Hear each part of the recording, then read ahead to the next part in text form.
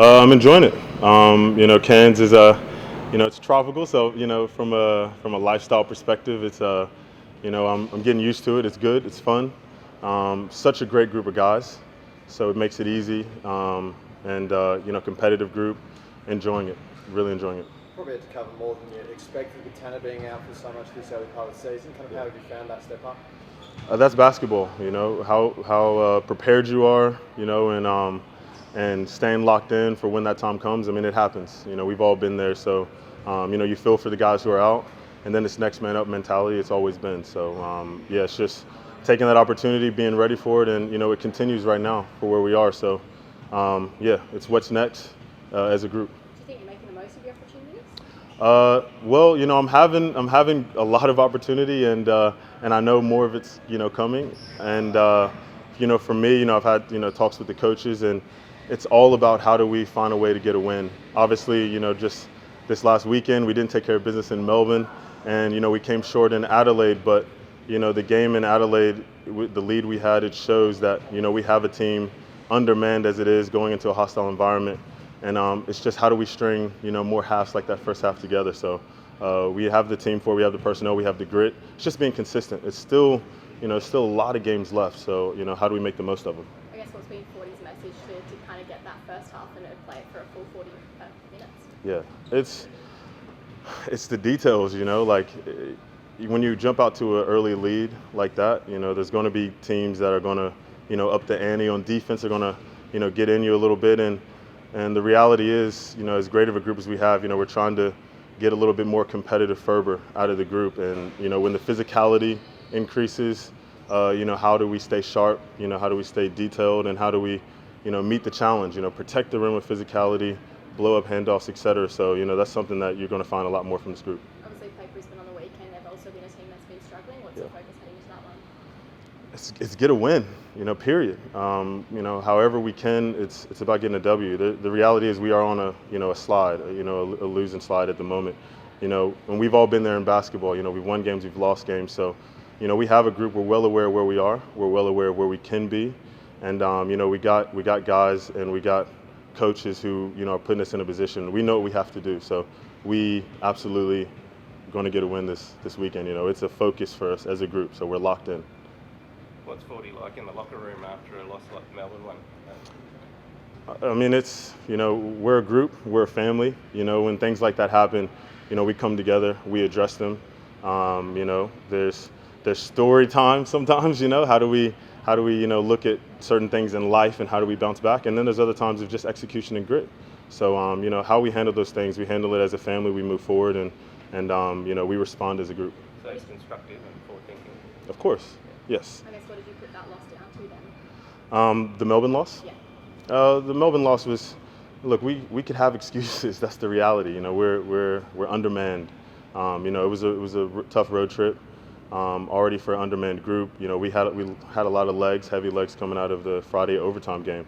But the reality is, if we want to sit here and have excuses, then we're not professional basketball players. So that's not something you're going to find from this group. We're going to respond. We're going to take accountability. We have to take care of the small things, and it's evident. So those are the things that we're working on this weekend. You'll see physicality. Just on your attitude, I guess, overall, is that the team mentality, that to have that positive attitude no matter win, loss, that sort of thing? Look, I mean, it's ups and downs. It's human nature when you respond to wins and losses. You can't get too high, you can't get too low. So, are we going to individually have responses like that? Yeah, but how do we respond as a group collectively? From the terms of execution, from the terms of the collective mindset. You're not going to win a game if you walk into it with a negative mindset. It's just reality. You have to have confidence. And how you train is how you'll play. So we have to approach this week with confidence, and we have. And we're going to approach every game as we always do, with confidence. Yeah, I worked with DT before in Sydney. He was injury replacement for us when I was an assistant there. He came in and out of the season for Kevin Lish primarily, and he ended up playing 22 games and progressively got better as the season went on. The reassuring thing is he can play a little bit of point, which will help in that regards. But even when we had him in Sydney, we played him alongside Casper Ware and had him at 2 guard. And that's sort of the plan as well, knowing that with PBing out, we can put DT alongside Taron, and it still keeps Taron doing what he does well. shoots 40% from three, aggressive on-ball defender.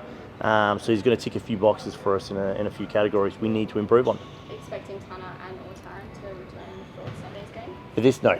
Both of them are still out? Both of them still out. Yeah. Speaking of it, do you think you're struggling both on defence and offensive end, and have you changed the game plan heading into this weekend's game? Yeah, a little bit. I mean, how much can we really aggressively change knowing what our limitations are? The disappointing thing is defense has just been terrible. We're not a great on-ball defending team. We're not a great off-ball defending team. We're not a great rebounding team. The intent is there, but we're just having lapses of concentration at different stretches in the game, and exposed us in Adelaide and really exposed us against Melbourne. But look, you can just keep knuckling down on the things that are important, knowing that we've got these guys hopefully coming back, around the corner. But you really can't invent the wheel. You either can or you can't, and that's sort of what the message is. Obviously, Dillon's played some extra minutes with some of the guys being out. Have you found his efforts and performance in the last couple of weeks? Yeah, good. I think with the team a little bit up and down. Registered 10.5 minutes against Melbourne, didn't register a stat. So the expectation of him is to pick up. When you got guys out, there's opportunity to steal minutes off them when they return. That's the message for everybody. No different for Dillon. So he'll get another opportunity this weekend. Do you think that's got a bit of a feeling when you look back and you've lost 3 of your starting 5, potentially the 4th one, in regards to what's going on with Rob? Do you think the club's focused more heavily on your starting 5 than blokes going off the bench? That's causing the issue with Bob next door Melbourne? I think really what it comes down to, and you see it, is they just straight target Rob. They're physical Rob, they're holding Rob, and Rob's getting frustrated. We need to get Rob more help, And there's a similar situation with Wardenberg. There's a lot of calls that seems excessive, especially when he's airborne. And we don't always get the benefit of the whistle, which is what it is. And that's not something we're on about right now. But you got 2 guys that are probably right now the key pieces to what our offense and defense is. And when they're suffocated, I need someone else to step up. It's not just 1 or 2 guys. We got 3 guys out. Everybody needs to basically help carry the load. You can ask the NBL to please explain as to Rob being targeted quite consistently. Ask him a bit more of a help for him. Well, you let me know how that process works, and I'll explore it. When you say that they need more help and manage that workload, how do you go about approaching that with, as you said, 3 guys out and we're starting 5? Yeah, it's the other 7 on the list, and so this is where we stick with the film process. We talk about the things that are getting us caught out defensively, things that aren't part of what our defensive philosophy is. Transition D. There was a moment during the game where Kyle Adnam, for example, picked up his 4th foul on Rob Lowe in the block. The disappointing thing was the other 4 guys were jogging backwards, connected to their men, and that's not how Trans D rules work. And so, you lose a little bit of trust within your team, knowing that no one's really got each other's back. That's the accountability we talk about. It's nothing to do with whether your shot goes in or not, whether you turn the ball over or not. It's knowing that you actually got each other's back on the defensive end, you stick within the rules. I called a timeout, I showed them on the computer screen that exact moment, and that's what's disappointing is here we are 10 games in, and these are the things we still need to address. And this is what I come back to. It's nothing to do with who's in or out. It's about what your responsibility is when you're on the floor. And for the most part, we do okay. And when we don't, we look absolutely, out of sorts. 5-game losing streak, that 43 loss was historic, I guess, in worst loss in Taipan's history. Do you think the team can come back from that? Is that? Oh, I'd hope so. Like I said, if we're laying down on the season now, it's pretty disappointing. And I said it in the presser afterwards, and you felt it in the change room. The guys care. They just need to understand where to direct their energy. And you can't do this on your own. You can't expect Sam and Rob to do it on their own. It has to be a collective effort, and everybody has to help carry the workload. Brisbane haven't been flying. What's the early scout on them, and do you see them as vulnerable? Oh, no one's vulnerable. I think we're vulnerable. We are vulnerable, right? So, the last thing we're going to do is start looking around the league to what are easy beats, because there's no such thing as that in the NBL. So, Brisbane have got some tough bigs. They do a great job rebounding. They got some shooters. They can get going hot early. And when you talk about a team that rotates deep into their bench and has good depth in their bench, Brisbane's one of them. So the last thing we want to do is assume anyone else is vulnerable and underestimate. We got 1 game this weekend, and so the message with the group is, we're not playing conservative. We're not planning on what next week looks like. we're purely focused, locked in on Saturday. I just need you to prepare for that 40 minutes, and then whatever happens after that, we'll work it out afterwards. It's been a lot of games we've been under.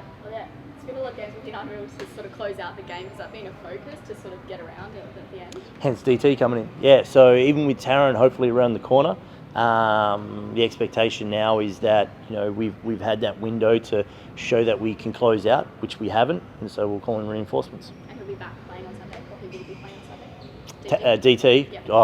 I don't even know if he's on the plane yet, so we're still trying to sort out clearances and visas, and credit to Mark and everyone in the front office, because I can be demanding at the best of times, and they've really made sure to make this a priority. So everyone's dropped everything they've had to do to help me with this. We're doing the best we can, and we've worked harder than I think we ever have in the sense of bringing someone in at this stage of the season. So hopefully the basketball gods smile on us and we can get this over the line. Just going back to Rob, what was said in the tunnel on Sunday night? We're not I don't know. It's still the BA's dealing with it. It's in process. We're not allowed to comment. Yeah. It's under investigation. Okay, well, just one question for the last 30-40 then. Obviously, do you think you had a leg to stand on with regards to being fouled out after only 20 minutes of game time? To speak to the refs about it? I can't say anything, man. And then the reality is whatever you say, I'm going to get fined. So I no matter what scale of what my response is, from super light to aggressive, I'm going to get fined. So I've been around doing this for 14 years. There's no comment, but I appreciate it. Awesome. Thank you.